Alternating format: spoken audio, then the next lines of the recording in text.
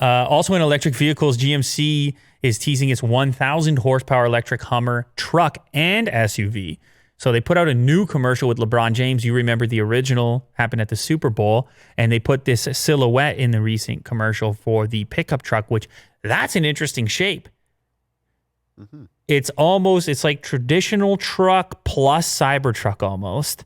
And of course, it's just a silhouette. We can't read too much into it, but it should be really powerful. 1,000 horsepower. They promise a 0 to 60 time in under 3 seconds. It's also the only electric truck you can get that's endorsed by LeBron James. Mm-hmm. So that's pretty important to note.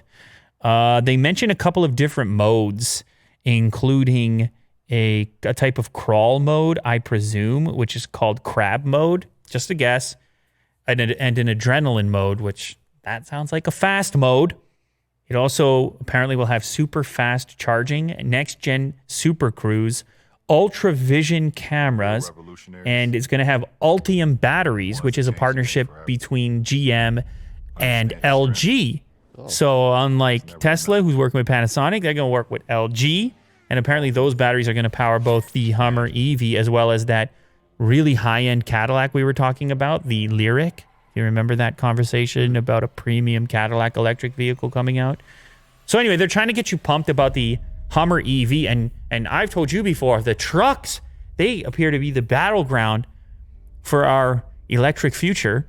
Uh-huh. There's so many cool-looking trucks coming out, electric trucks to choose from.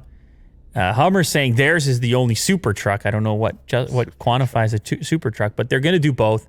So they'll have the truck and the SUV. Apparently, the truck isn't going to be as huge as some or the SUV isn't going to be as huge as some had originally imagined, because if you recall, the previous Hummer was enormous. Yeah.